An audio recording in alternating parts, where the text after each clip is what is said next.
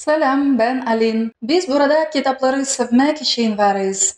Ama bugün her şeyi olduğu gibi anlatacağım. Kitapların neden kötü olduğuna dair 5 sebep. Hadi başlayalım. Birinci sebep, okumak ezik işi.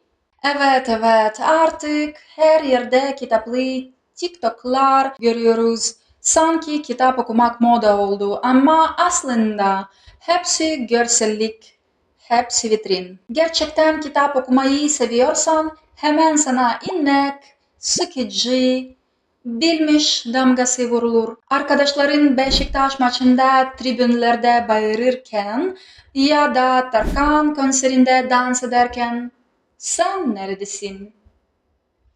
Evdesin, pijamalarınla, elinde bir kitap.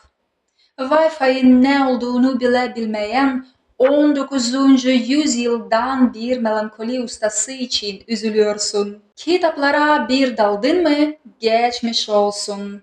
Geri dönüş yok. Artık basit espriler, sıradan sohbetler sana çekici gelmez oluyor. Önce okumayan arkadaşlarından biraz uzaklaşıyorsun, sonra onların yerine kitapları tercih etmeye başlıyorsun. Artık Hugo'yu kesinlikle tartışıyorsun.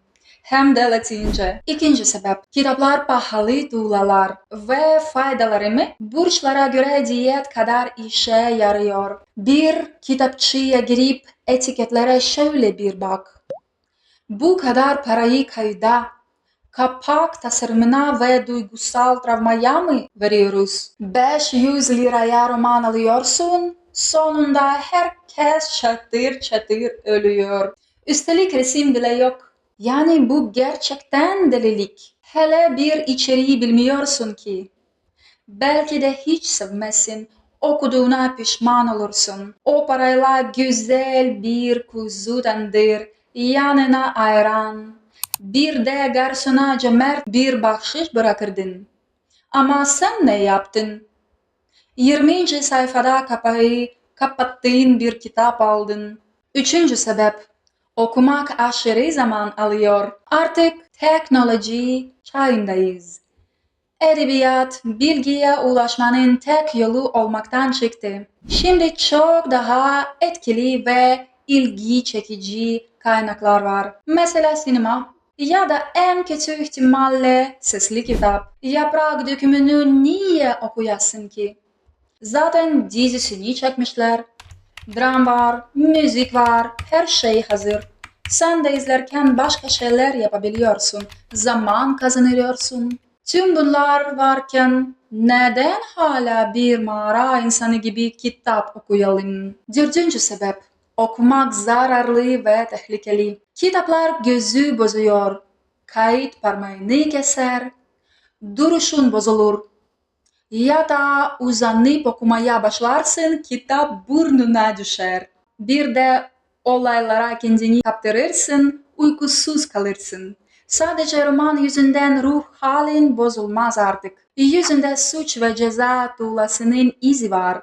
Gözlük alma zamanın gelmiş. Gerçekten Yeşilçam'daki kabur dede gibi mi olmak istiyorsun? Beşinci sebep, okumak gerçekten faydasız bir şey. Okumak seni ne zengin yapar ne de daha başarılı. Düşünsene. Spor yaparsın, sağlıklı ve fit olursun. Çalışırsın, para kazanırsın, marka kıyafet alırsın, havalı ve çekici görünürsün. Ya kitaplar? Ne veriyor sana kitaplar?